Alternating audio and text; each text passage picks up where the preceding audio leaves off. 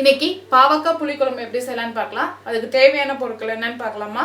பாவக்காய் வந்து பெரிய பாவக்காவா இருக்கிறது 1, ஒரு தக்காளி, அரை முடி தேங்காய், அரை டீஸ்பூன் வந்து கடுகு, 1/4 டீஸ்பூன் வந்து வெந்தயம், ஒரு சிட்டிகை வந்து பெருங்காயம், அதுக்கப்புறம் 1/4 சிட்டிகை வந்து மஞ்சத்தூள், 1 டீஸ்பூன் வந்து மிளகாத்தூள், 1 டீஸ்பூன் சாம்பார் பொடி, எலுமிச்சம்பழம் அளவு புளி, 10 சின்ன வெங்காயம், 4 பல்லு பூண்டு, ஒரு கொத்து கருவேப்பிலை, ஒரு கொத்து கொத்தமல்லி இலை. இப்போ எப்படி செய்யலான்னு பார்க்கலாம்.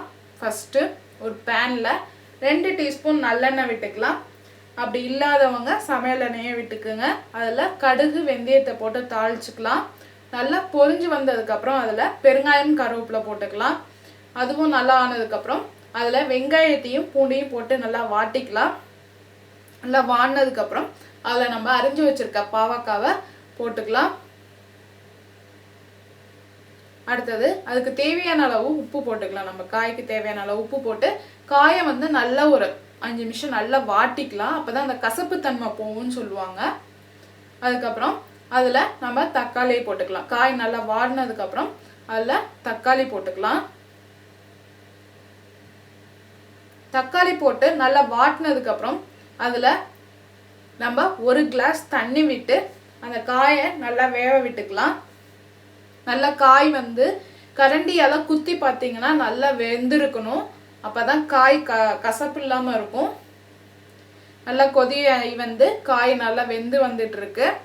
இதுக்கிடையில் நீங்கள் சுடு தண்ணியை வந்து வச்சு புளியில் ஊற்றி கொஞ்ச நேரம் ஒரு 5 நிமிஷம் வச்சுட்டு அதுக்கப்புறம் கரைங்க.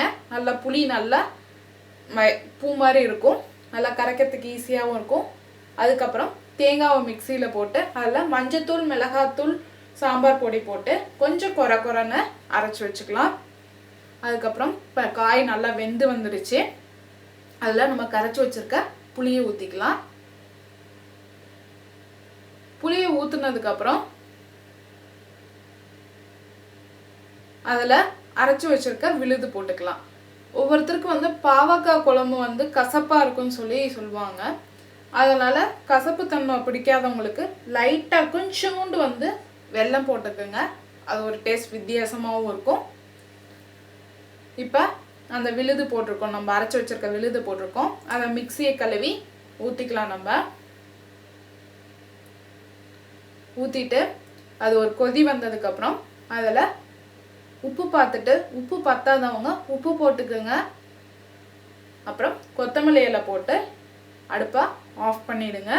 இப்போ பாவக்காய் புளிக்குழம்பு ரெடி ஆகிடுச்சு. செஞ்சு பாருங்கள். கமெண்ட்ஸை போடுங்க. எங்கள் சேனலை சப்ஸ்கிரைப் பண்ணுங்கள்.